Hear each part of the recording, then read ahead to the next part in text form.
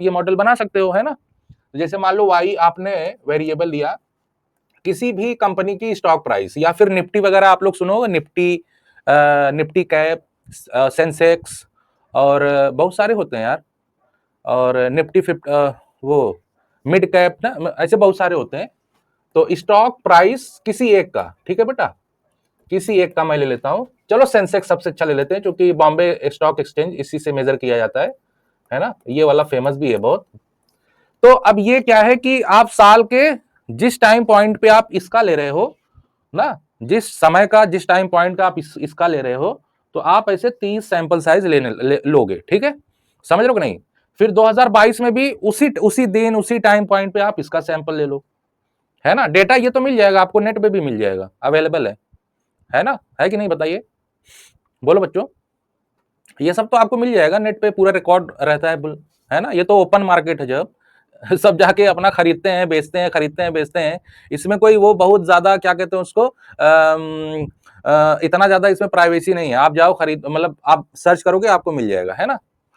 सब कुछ डेटा वेटा है, तब भी जो है शेयर मार्केट में पैसे लगाने वाले हमेशा कंगाली हो जाते हैं ना। कहते हैं कि 99% 100% वाले 100% लोग पैसा लगाते हैं, तो उसमें से 99% लोग डेली जो है हार जाते हैं इसमें, है ना। हार जाने मतलब लॉस में जाते हैं, ठीक है। Stock market is not a game, this is जो है एक प्लेटफॉर्म है। अगर आपको प्रेडिक्ट करने आ रहा है कि चीजें किसी कंपनी की जो है मार्केट वैल्यू बढ़ेगी या घटेगी, ये डिपेंड करता है कि आपने उस कंपनी के बारे में क्या जाना, उसके बारे में क्या, क्योंकि सारा फैक्टर, मैंने आप लोगों से बोला था ना कि जैसे कोई भी वेरिएबल है तो उसमें बहुत सारे फैक्टर काम करते हैं। अगर वो जो अनएक्सप्लेन्ड फैक्टर है, अगर आपने उनके बारे में पता लगा लिया किसी तरीके से, इसीलिए कहते हैं स्टॉक प्राइस प्रेडिक्टेबल नहीं है 100%। जो स्टॉक प्राइस है वो प्रेडिक्टेबल 100% नहीं है। रीजन क्या है, क्योंकि जो उसमें अनएक्सप्लेन्ड वाला है ना, वो आप पता लगा नहीं पाओगे, ठीक है। थोड़ा बहुत मोटी मोटा आप पता लगा के तुक्का मारोगे, पैसा लगाओगे, वो डूब जाएगा। हो सकता है कभी ऊपर वाला भगवान आप पे फिदा हो, आपने खरीदा कितने में, मान लो 20 रुपए में एक शेयर 20 रुपए में खरीदा, और मान लो कुछ समय के बाद वही शेयर आधा घंटा बाद मान लो कितने का हो गया, 100 रुपए का। तो अगर आपने सोचो कितने शेयर खरीदे हैं, 10 ही शेयर खरीदा है मान लो, तो कितना हो जाएगा, 10 दूनी 20, 200 रुपए, और फिर 200 रुपए में खरीदा है, अगर 100 रुपए हो गया तो कितना हो गया बेटा, 100 में 10 से मल्टीप्लाई करोगे तो 1000। रुको बता देता हूँ, शेयर मार्केट का तुम्हें वो बता देता हूँ।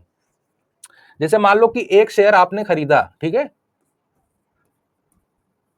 एक शेयर प्राइस क्या है, 20 रुपीज आपने खरीदा, ठीक है ना। और ऐसे ही कितना कितना आपने खरीदा, मान लो 10 शेयर, ठीक है बेटा, तो ये कितना रुपीज हो जाएगा, 200। तो अगर आपने कंपनी के बारे में, या सेंसेक्स में 30 कंपनियां भारत की होती हैं, उसमें आपकी महारत्ना कंपनी और मिनी रत्ना कंपनी मिला के होती हैं पूरे भारत में, जो सबसे बेहतरीन कंपनी है, पैसे वाली दमदार कंपनी। तो उनको मिला के उनकी सारी मार्केट वैल्यू से इंडेक्स नंबर जैसे आप लोग कैलकुलेट करते हो, जैसे प्रोडक्ट और प्राइस ना, एक ऊपर एक नीचे, वही इंडेक्स नंबर बनता है ना, एग्रीगेट वाला याद करो। क्या क्या कहते हैं उसको, purchase price, last price index number, है ना, फिशर इंडेक्स नंबर। तो वैसे ही ये भी निकलता है, ठीक है। लेकिन अब ये है कि अगर आपको कंपनी के बारे में पता है पूरा हिस्ट्री, और उसके बारे में अब आपको पता, उसकी नस पता हो कि हाँ आज ये परफॉर्म करेगी, आज ऐसे करेगा, पॉलिटिकल सिचुएशन क्या है, समाज में क्या चल रहा है ना। तो जिस हिसाब से, इसीलिए मैं आप लोगों से क्या कहता हूँ, न्यूज पढ़ोगे तो आपको बड़ा मजा आएगा, चीजें बिल्कुल क्लियर रहेंगी, पूरा समझ में आता रहेगा क्या चल रहा है क्या नहीं, बहुत फायदा होता है ना न्यूज पढ़ने से। तो अब जैसे मान लो किसी बंदे ने एक शेयर खरीदा 20 रुपए में, तो 10 शेयर खरीदा 200 रुपए में, ठीक है। तो अब कुछ समय के बाद, मान लो 1 घंटे बाद कितना हो गया, वही एक शेयर आपकी उसकी वैल्यू हो गई बेटा, मान लीजिए 100 रुपए ना। तो 10 शेयर का कितना हो जाएगा, 1000, है ना बेटा। और 1 घंटे बाद वो क्या कर रहा है, पहले 10 शेयर खरीदा, 1 घंटे बाद 10 शेयर वो बेच दिया, तो उसको कितने रुपए का फायदा हुआ, हाँ बेटा, कितने रुपए का फायदा होगा उसको, हाँ बेटा 800 रुपए का, है ना, बताइए, 800 रुपए का फायदा होगा ना। अरे भाई मार्केट में लोग जाते हैं, सामान खरीदते हैं, बिजनेस यही तो चल रहा है, मार्केट में लोग सामान खरीद के आते हैं, फिर उसको बेचते हैं, तो उसमें से उनको कुछ प्रॉफिट मिलता है। तो वही चीज क्या है, ये समझ लो वर्चुअल मार्केटिंग है। जैसे आप सामान खरीद नहीं रहे हो, बस आप उसमें बस आप अपना सामान जो है सो है, बस आप पैसा लगा रहे हो, आप देखो प्राइस बढ़ रही है तो बेचो, है ना। और इसमें ऐसा भी है कि खरीद बेच करके आप खरीद भी सकते हो, तब भी आपको फायदा मिलता है। तो ये सब जो स्टैटिस्टिशियन है, वो उन लोगों को बड़ा मजा आता है, जो इकोनॉमिस्ट हैं, उनको शेयर मार्केट में जो है वो लोग पैसा लगाते हैं, वो लोग थोड़ा बहुत प्रेडिक्ट कर पाते हैं, है ना। लेकिन जो आम मानुष है, जैसे मान लो कोई तुरंत अरबपति बनना चाहता है, ठीक है, और उसके पास जो है कुछ पैसे हैं, 5-10 लाख रुपए है, तो अपना किस्मत आजमाने के लिए पैसा लगा देता है। भाई जब तुमको कुछ पता ही नहीं है तो काहे लगा रहे हो पैसा?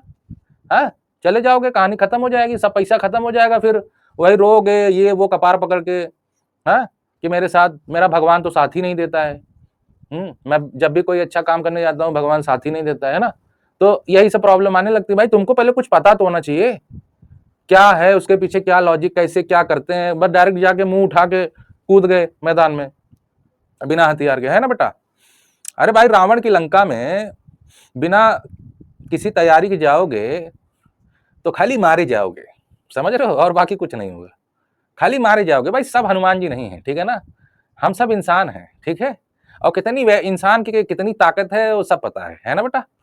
तो कुछ ऐसे हैं गंवा देते हैं पैसा, फिर कुछ गंवाने के बाद कहेंगे पापा से भी नहीं बताएंगे, और जाके कहीं मर जाएंगे, ट्रेन के सामने आ जाएंगे, फांसी लगा लेंगे। ये भाई गलती करे हो तो अब थोड़ा सा उसे झेलो, और फिर पैसे मेहनत करके पैसा कमाओ, उतना 10 लाख रुपया कमा के पापा को दे दो। है, जान उन देने से क्या फायदा, एक ही जिंदगी मिली है वो भी खत्म कर दे रहे हो, है ना बेटा। तो ये तो शेयर